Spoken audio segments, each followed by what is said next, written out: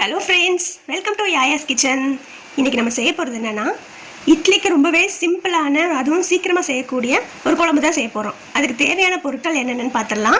இதில் வந்து 2 பெரிய வெங்காயத்தை நல்லா நைஸாக நறுக்கி வச்சுருக்கேன். ஒரு 4 தக்காளி, கொஞ்சம் இஞ்சி பூண்டு, பொட்டுக்கடலை, தேங்காய் வந்து ஒரு 2 கைப்பிடி அளவு, சோம்பு கொஞ்சம், மல்லித்தலை கொஞ்சம், தாளிக்கிறதுக்கு கருவேப்பிலை, பச்சை மிளகாய் கொஞ்சம். இனி எப்படி செய்யலான்றது வாங்க பார்க்கலாம். இப்போ குக்கர் அடுப்பில் வச்சு தேவையான அளவு எண்ணெய் ஊற்றிட்டோம். இதில் வந்து ஒரே ஒரு பிரியாணி இலை, ஒரு பட்டை, 2 கிராம்பு, ஒரு ஏலக்காய் போட்டாச்சு. இது எண்ணெயில் நல்லா பொரிப்படட்டும். நல்லா பொரிஞ்சோடனே ஏற்கனவே நம்ம கட் பண்ணி வச்சுருக்க வெங்காயத்தை வந்து இது கூட சேர்த்துக்கலாம். வெங்காயம் கொஞ்சம் நல்லா வதங்கணும். வதங்குறதுக்கு உப்பு கொஞ்சம் ஆட் பண்ணிக்கலாம். வதங்குறதுக்கான உப்பு கொஞ்சம் சேர்த்துக்கலாம்.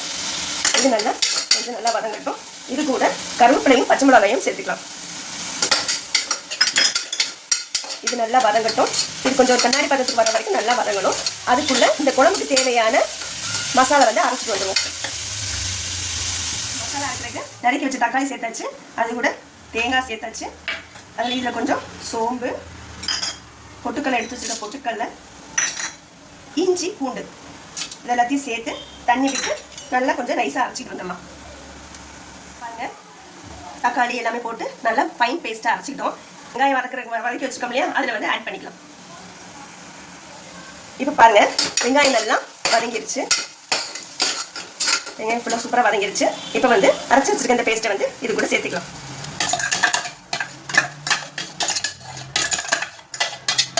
இது நல்லா சேர்த்து இது கூட நல்லா கலக்கி விட்டுட்டு சிம்லேயே வச்சு ஒரு 5 நிமிஷம் 10 நிமிஷம் அந்த பச்சை வாசனை போகிற வரைக்கும் நல்லா வதக்கணும்.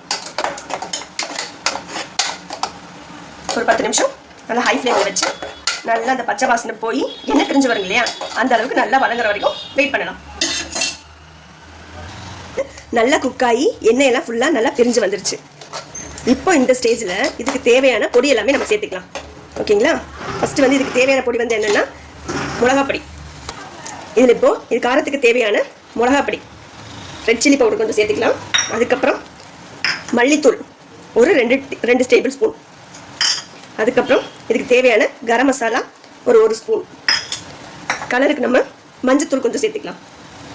இப்போ இது எல்லாமே சேர்ந்து ஃபுல்லாக அந்த மசாலா கூட மிக்ஸ் ஆகி வரணும். நல்லா கலந்து விடுங்க. இந்த மசாலோட பச்சை வாசனை எல்லாம் போய் நல்லா ஒரு சேர கலந்து வர்றதுக்கு நல்லா பரட்டி விடணும். சிம்லேயே வச்சு நல்லா கிண்டி விட்டோம்னா அது கூட சேர்ந்து எல்லாமே எண்ணெய் பிரிஞ்சு வர அளவுக்கு நம்ம இதை கொஞ்சம் நல்லா குக் பண்ணணும். ஒரு 5 மினிட்ஸ் வைப்போம். ஸ்லோ ஃப்ளேமில் நல்லா குக்காகி வரட்டும். இப்போ பாருங்கள், நல்ல எண்ணெய் பிரிஞ்சு அந்த ஓரங்கள் எல்லாம் எண்ணெய் பிரிஞ்சு வந்துருச்சு. மசாலா ஒரு சேர சேர்ந்துருச்சு. இப்போ வந்து இதுக்கு தேவையான அளவு தண்ணி சேர்த்துக்கலாம். அந்த மிக்ஸி ஜார் அரைச்சோம் இல்லையா, அதுலேயும் கொஞ்சம் தண்ணி கலந்து நான் இது கூட ஆட் பண்ணிக்கிறேன். உங்களுக்கு எந்த அளவுக்கு அந்த கிரேவி வந்து உங்களுக்கு வேணுமோ அந்த அளவுக்கு நீங்கள் தண்ணி ஆட் பண்ணிக்கலாம். நான் இப்போ 1 டம்ளர் சேர்த்துருக்கேன். இது கூட இன்னும் கொஞ்சம் தண்ணி சேர்த்துக்கலாம். இது கூட இன்னொரு 1 டம்ளர் நான் தண்ணி சேர்த்துக்கிறேன். எந்த அளவுக்கு கிரேவி வந்து உங்களுக்கு எந்த பதத்துக்கு வேணுமோ, நல்லா தண்ணியாக வேணும்னா தண்ணி நிறைய சேர்த்துக்கலாம். நல்லா கெட்டியாக வேணும்னா ஒரு 1.5 டம்ளர் மட்டும் தண்ணி சேர்த்தா போதும். இதை நல்லா கலந்து விடுங்க. கலந்து விட்டுட்டு இப்போ வந்து தேவையான அளவு உப்பு எல்லாமே பார்த்துக்கலாம். அந்த டைமில் உப்பு காரம் எல்லாமே பார்த்துக்கலாம். உப்பு பத்தலைன்னா கொஞ்சம் போட்டுக்கலாம். என்னோட அளவுக்கு உப்பு கம்மியாக இருக்குது, அதனால் கொஞ்சம் உப்பு சேர்த்துக்கலாம். உப்பு சேர்த்துட்டு இப்போ என்ன பண்ணலான்னா இது நல்லா கலந்து விட்டுட்டு இதுக்கு மேலே கொஞ்சம் கொத்தமல்லி தூவி குக்கர் மூடி போட்டு மூடி வச்சு விசில் ஒரு 2 விசில் வந்தோடனே இறக்கிற வேண்டியதான். இப்போ இதில் நறுக்கி வச்ச கொத்தமல்லி கொஞ்சம் சேர்த்துக்கலாம். இதில் 3 விசில் வந்தோடனே நம்ம இறக்கிடலாம். குக்கர் மூடி போட்டாச்சு. இப்போ விசிலும் போட்டாச்சு. ஒரு 2-3 விசில் வரட்டும். வந்தோடனே இதை இறக்கிடலாம். இறக்கி சர்வ் பண்ணிட வேண்டியதான். ரொம்பவே ஈஸியாக இருக்கும்.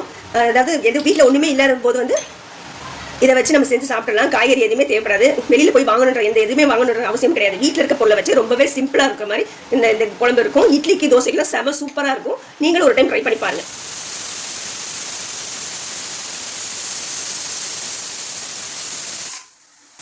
இப்போ 3 விசில் வந்துருச்சு. குக்கரை இறக்கி வச்சிடலாம். விசில் அடங்கினதுக்கப்புறம் ஓப்பன் பண்ணி பார்க்கலாம். பாருங்கள், குக்கர் விசில் போயிடுச்சு. இப்போ நம்ம ஓப்பன் பண்ணி பார்க்கலாம். வாவ், சூப்பராக இருக்கு இல்லையா? இதில் இப்போ கொஞ்சம் கட் பண்ணி வச்ச கொத்தமல்லியை கொஞ்சம் போட்டுக்கலாம்.